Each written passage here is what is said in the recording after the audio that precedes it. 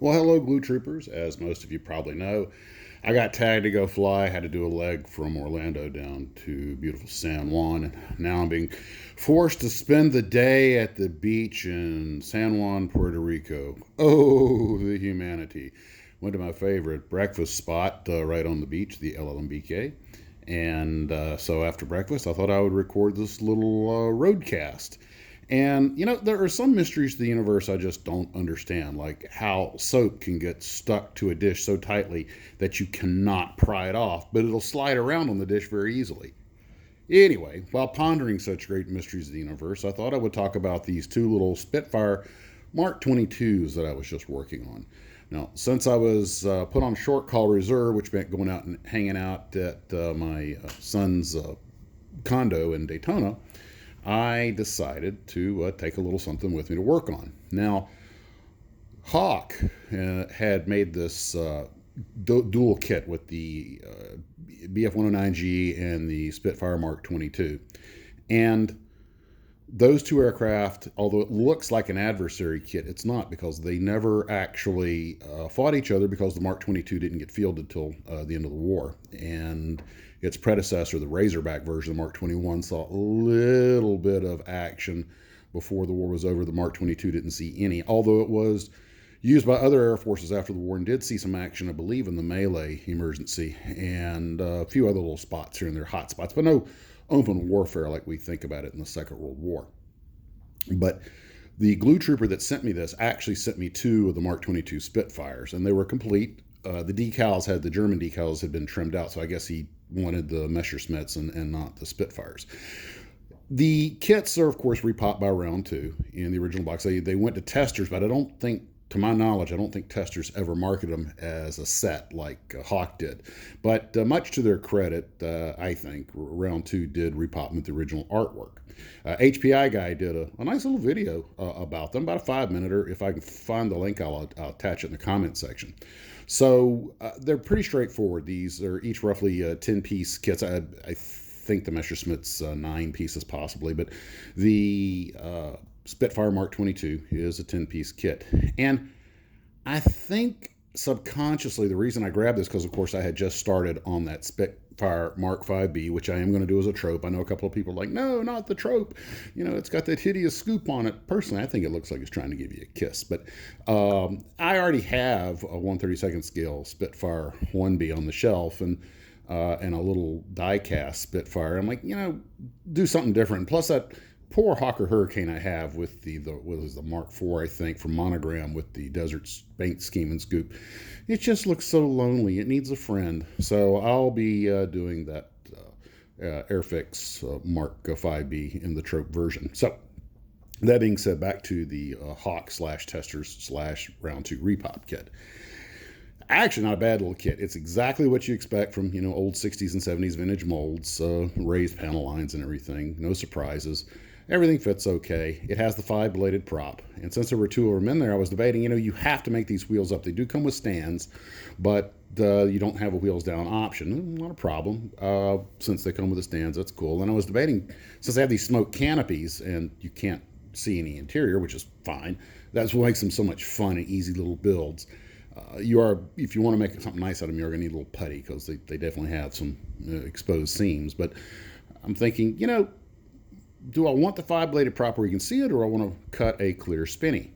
And I thought, well, I think I'll just go ahead and leave the props on them. Maybe I'll do one with the clear acrylic spinny and a disc, and one with the prop exposed, or something like that.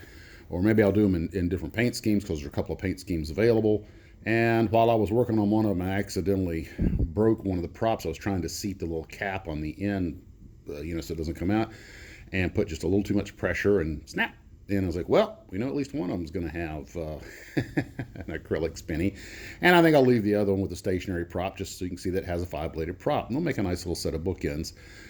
The Mark 22 Spitfire, started researching it, because that's what you do when you build a model, right? And I couldn't find that much on it, since they only built, I think it's 230 of them. It's less than 300. And although a great airplane, of course, the jets were coming out, so the day of the props was limited. And I think the thing was used by, I believe, the Chilean Air Force ordered 32 of them off the factory floor, and I think they're the only country that actually ordered factory new ones after the war. The other countries, I believe it was Syria and Egypt, used them, but they were RAF hand-me-downs, and they performed quite well. So, but I think one of the reasons I've been grabbing so many Spitfires lately is because I've been reading that book, The Secret Horsepower Race, which I'm only about 40 pages in, and it's 45 pages in, and it's mostly about British development at this point, an aircraft that would, lead up to the Spitfire. Now, understand the Mark 22, the Mark 21, these planes had the Griffon engine, not the Packard Merlin, or excuse me, not the Merlin engine, Packard Merlin being the American copy, license-built copy. But still, all that aside, the Griffon engine, incredible piece of hardware. And I haven't gotten that far in the book, but it's just kind of got me in the mood to do this pre-war, mid-war, late war, what you might call pinnacle piston engine development stuff. And the book's getting into, where they were placing the spark plugs and how that affected things, and pressurized carburetors versus fuel injection. And we'll be talking about more of this later. I did not realize that the British were actually on par with the Germans in fuel injection. And they made a conscious decision. One guy at the RAE made a conscious decision to abandon it, which is to this day still a controversial decision. He had his reasons. I'm not sure I agree with him, but we'll talk about that more. But you read that and you're like, what?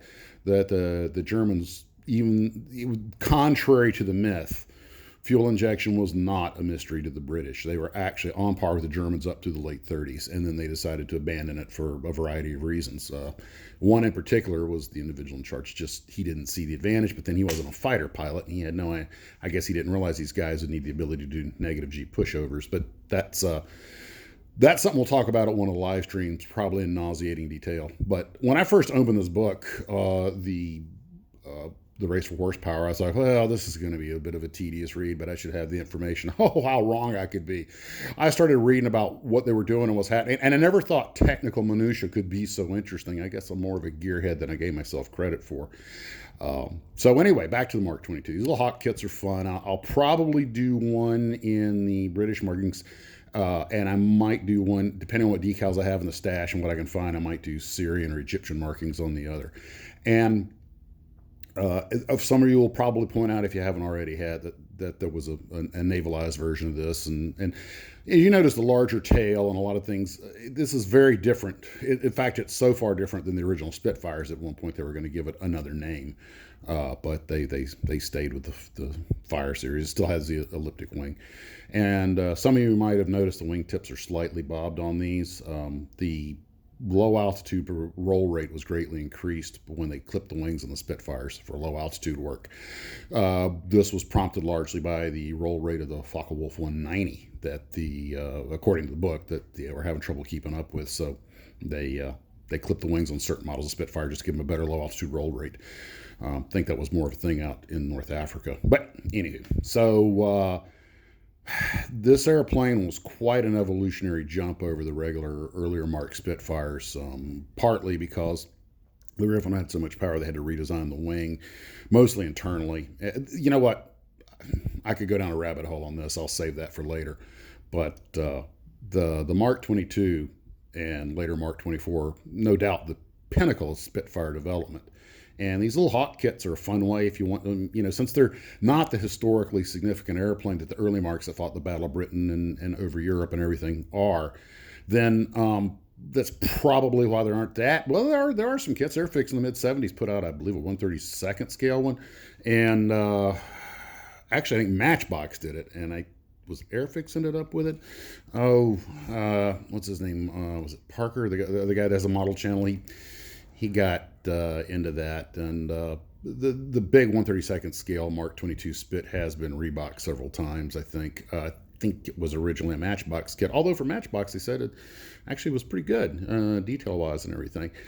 But there are some other kits of it out there, so it is an adequately represented airplane, given, I hate to say limited historical significance, but it was the pinnacle of piston fighters, and planes like the Sea Fury, when, of course, the jets were right around the corner, so they kind of gone as far as they could go. What is it? I think it was the BF-109K also represented the K model that I think didn't see combat, or at least not in any numbers. That was a big leap. You know, from the outside, these airplanes all look pretty similar, but inside the guts are different, the engines are different. And some of them, like the Mark 22, had like twice the power and rate of climb of the original one. So despite their similar appearance, they're very different machines.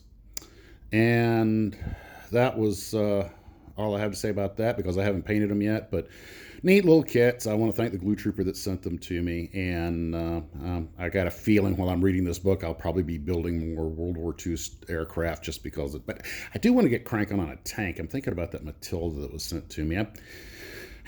Depending on the mood you're in, you just want to grab something off the shelf and get started on it. But then this darn work stuff gets in the way, and I have to go earn money so I can eat. But, well, that's the life, Oh, woe is me. Oh, the pain. One other thing, Mark from Montana sent me this. Apparently, there's a guy in Germany who has a model channel called Max's. I believe the translation, this is Max's Model Works. So, and he does a lot nicer work than I do. So anyway, this is more of a history and let's have fun channel. And he looks like a very serious model builder. So that's what I have for today, guys. I hope everyone's doing well. I should get home around midnight tonight. Take care of yourselves, and as always, model on.